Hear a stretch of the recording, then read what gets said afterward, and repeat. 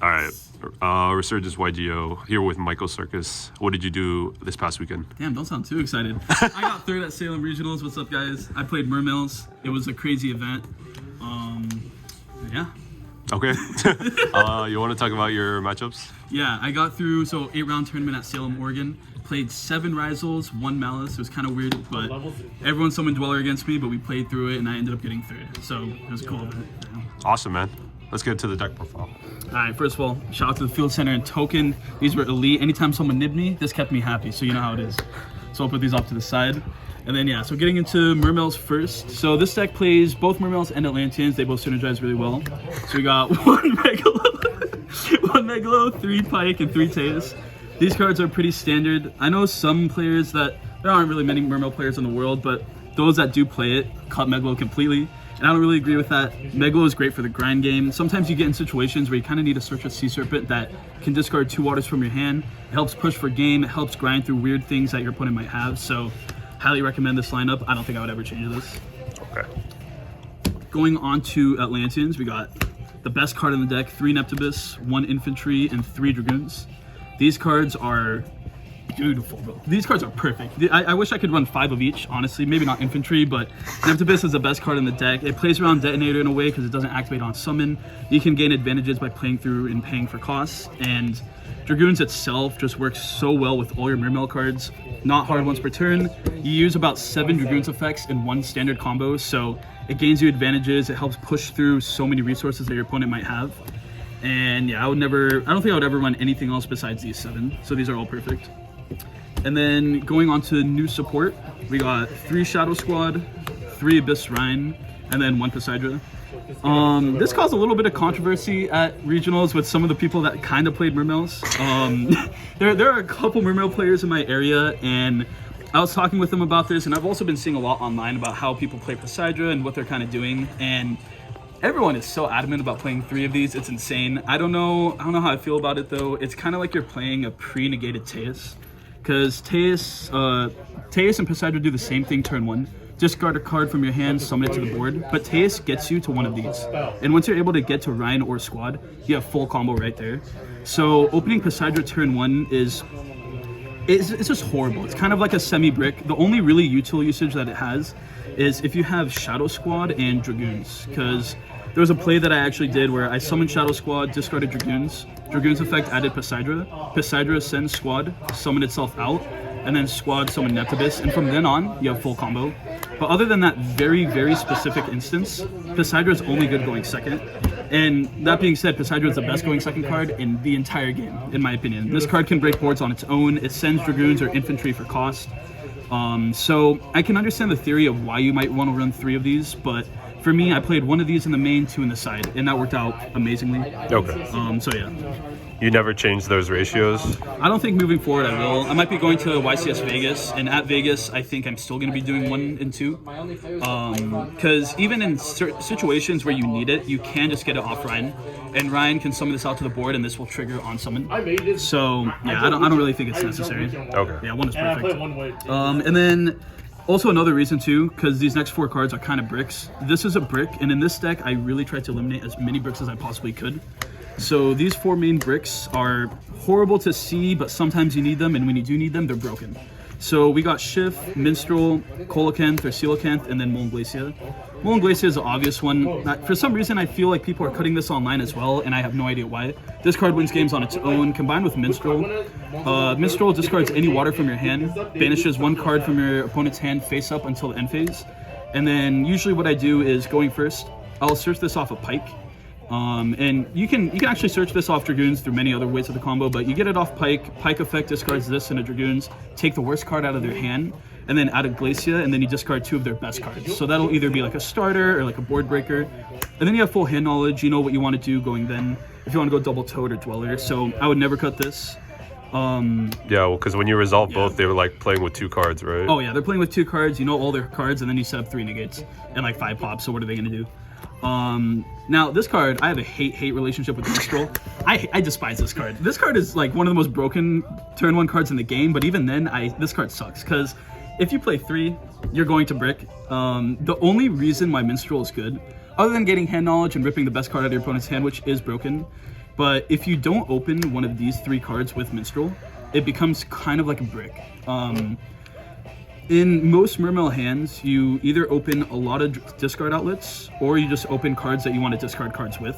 So anything with Teus or Pike or Poseidra, or even Rhine, these cards need these cards in order to go full combo and play through any hand traps. And Minstrel goes into that slot. So if you open a hand, and this has happened, where I've opened Teus, Pike, and Minstrel, you don't really have anything to go to, because if one of these gets negated, your turn ends, right? You might end on like an Abyssalacia or a Link 2, and that's it. But if you have a Minstrel with any of these, then it's the most broken card in the game, and I mean that genuinely. It's better than Exodia. But yeah, I don't know. I was playing 3 of these at one point, and then I realized that it just wasn't that consistent. Then I mained 1 and sided 2, kind of like Poseidra. And even then, going second, or game 2 and game 3 going first, if I sided 3 in, it still just didn't feel optimal.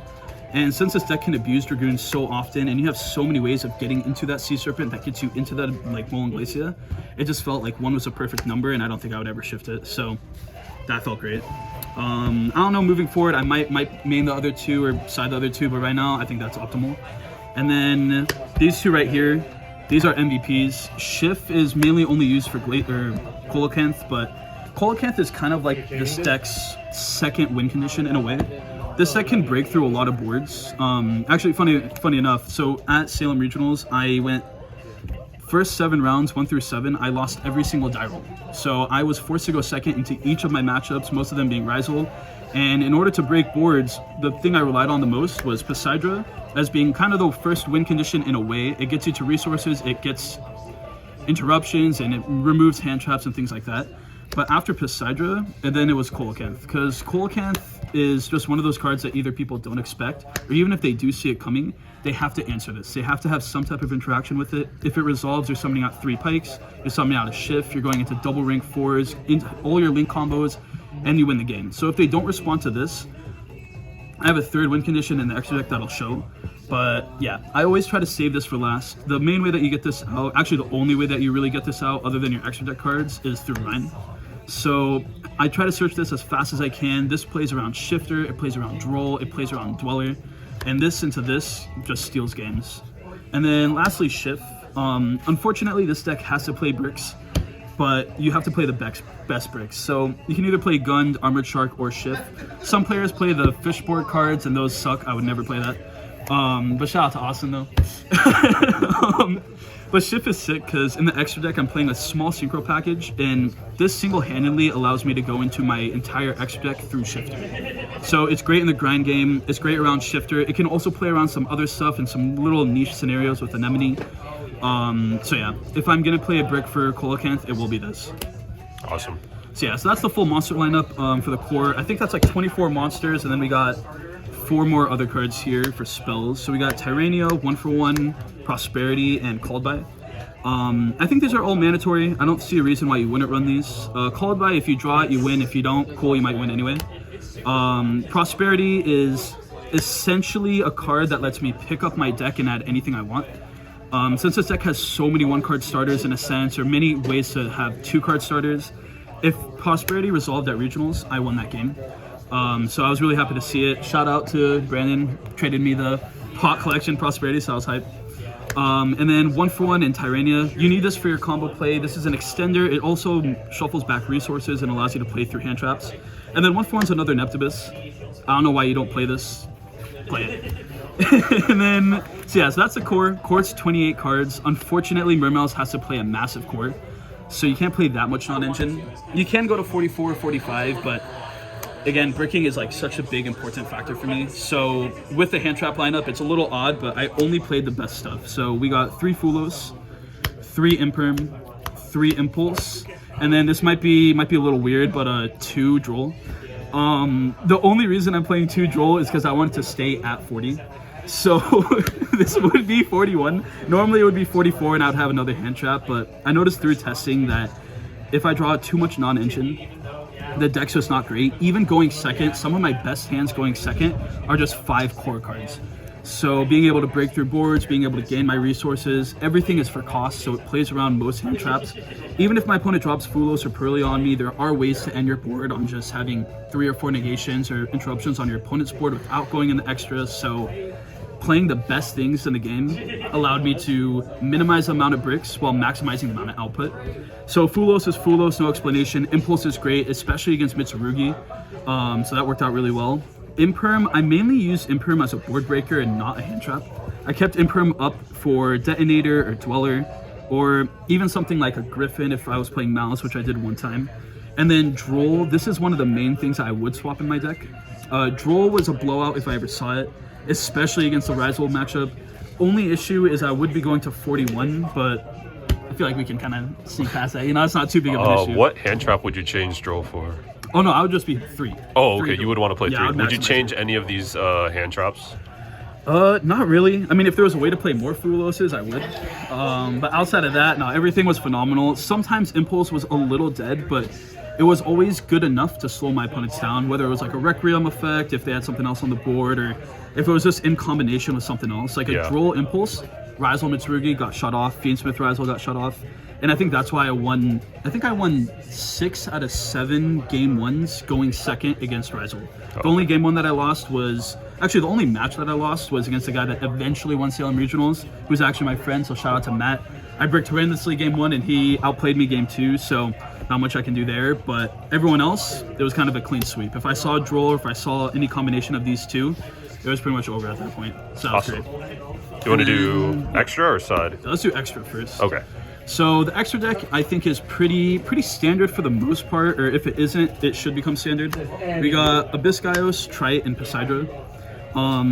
Abyss-Gaios and Trite kind of do similar things, but in different ways. They both get you to Poseidra, and this is your last win condition outside of Colocanth. If you're going second and you're able to summon this and resolve it, you win the game. So everything that this deck does in between your first play until your last, is to bait every piece of interaction your opponent has to get to this card. So that's kind of how I played the deck. I pretty much played it through layered interaction and layered plays, and kind of resolved them in a way that this would be my final thing. But yeah, so Abyss-Gaios, this card is cuttable, but I strongly disagree with people that do it. It's a one-way skill drain with awkward hands, and depending on your opponent's hand trap, sometimes you can't make the optimal play. So Abyss-Gaios just lets you have one extra step of negation. It can stop Rizal monsters, it can stop Malice cards here and there depending if they have the trap, so it's not too bad. But most of the time I'm summoning Stride effect, just lets you extend and extend and extend. This can get into Poseidra going second, it can get into level 4s to get into rank 4s, or Anemone to get into your Synchros. This just gets you a free body. And then Poseidra, this card is so broken. If this card was generic and every deck could summon it, this card would be banned, and I wholeheartedly would believe that. It's a soul charge and a triple compulse, so it's insane. Rank 4s, we got Dweller. By the way, this card should be banned. I hate this card. I hate playing against it. I hate summoning it on my opponents. This card should be banned, but while it's here, I'm playing it. We got Dweller, Double Bahamut, Toad, and LaVirtue. So these cards are all pretty standard. You kind of do need to run an extra rank 4, and Dweller is the best. You can run Kraken, you can run some other stuff, but there's no point when you can literally play one of the best extra cards in the game. Double Bahamut, Double Toad, standard. You summon this in your combo. They're really good for Prosperity banishes as well, because this deck can struggle with Prosperity. So sometimes if I know what my opponent has, I might just banish these two, might banish the Dweller. And then Virtue, infinite advantage, infinite resource, infinite recursion, so it's great. Going on to links, we got one Coral Anemone, one Abysslacia, one Neptibus, and one Abyss Keeper. These are also very standard. These are mandatory. You shouldn't play anything more, anything less. I've messed around with playing Zealantis, and Zealantis is cool, but if you've gotten to the point where you've summoned an Anemone and you're able to go into Zealantis, you've already won that game, because Anemone will just get you to your rank 7 and it'll just gain you to your advantage. So I've never been in a position where I've needed it. Abysslacia is just one of my ending units. It gets a lot of grind game going. It provides you a second discard where you can loop infantry twice. And then Neptibus, you have to play it, it's part of your combo. Abyss Keeper though, I'm not seeing a lot of people play this, and I have no idea why. People sometimes complain that this deck can brick with Colocanth, and while that's true, Abyss Keeper is just your out. It's 2 generic waters, which means it's generic for the entire deck. It summons Colocanth from hand for free, and then it also has a niche effect where it can banish a fish on your board and a card your opponent controls, which I did use at Regionals. So essentially what this card means is this is never a brick. In fact, opening this actually makes your deck a little bit better depending on your other cards.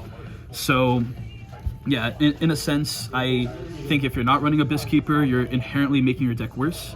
So I highly recommend it. And then going on to Synchro, so this is connected to Colocanth as well and Schiff. We got Porpoise, and then we got Dragite. So out of all 15 cards in my extra deck, this is the only one that you can change out, in my opinion. Everything else should be mandatory and standard.